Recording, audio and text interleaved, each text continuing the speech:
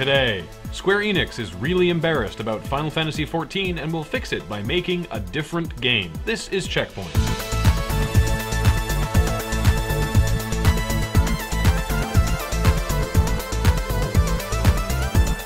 Welcome to Checkpoint. If you pre-order today, you'll get a slightly larger desk and an extra shade of gray on the backdrop. Ooh.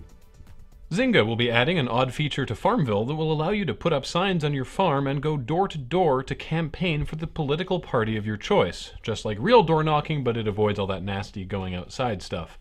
And great, as if your friends weren't pissing you off enough with their talk about crop rotation and cow milking, now they've brought politics into it. Want some chickens? Not if you support Obamacare, commie. Forza Motorsport 4, the neckbeard-level nerdy car simulator, has announced a little Easter egg for its Jeremy Clarkson-narrated Auto Vista mode, that of a Halo 4 Warthog.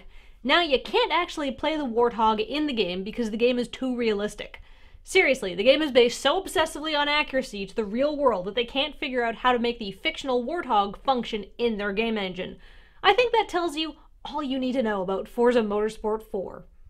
Sony is giving you a chance to preview Uncharted 3 at AMC Theaters in the US using the big screen.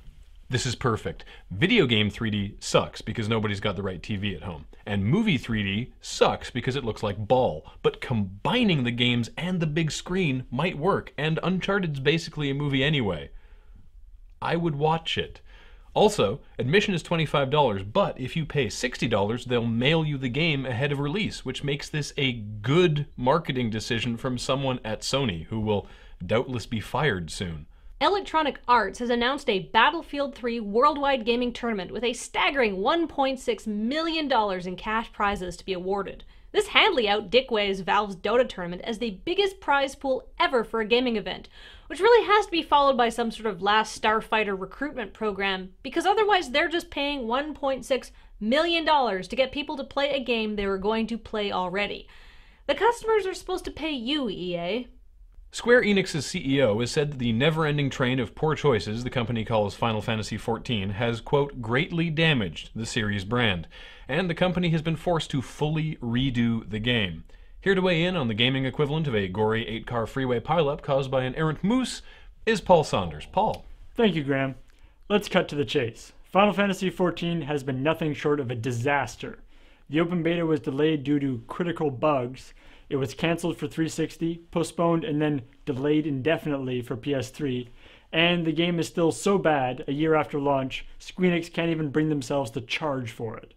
Wow, that sounds awful. That's because it is. However, I've checked out a copy of An Introduction to Game Design from the local library, and after briefly skimming it, I've got some suggestions for the redesign. Do you really think things you learned from a 25-year-old library book will help? Could it be worse than it is now?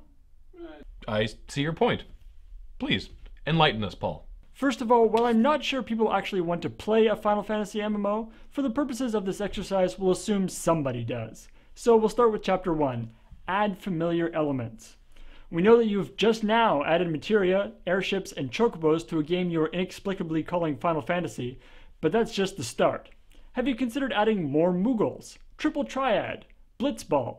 Pretty much anything you add at this point can't possibly make the game worse. Just go with it.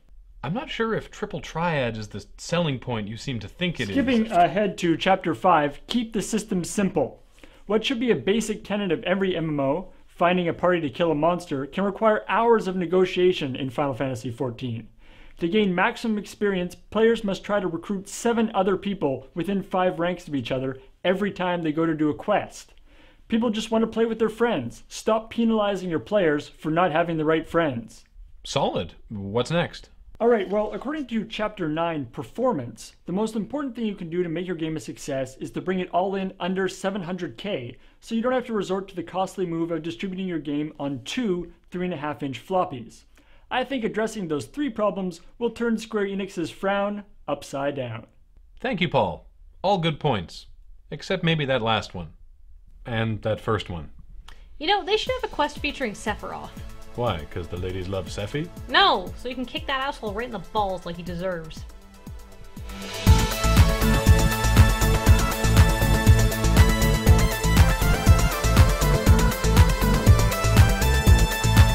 Coming up, the Deus Ex DLC has a boss fight that doesn't suck.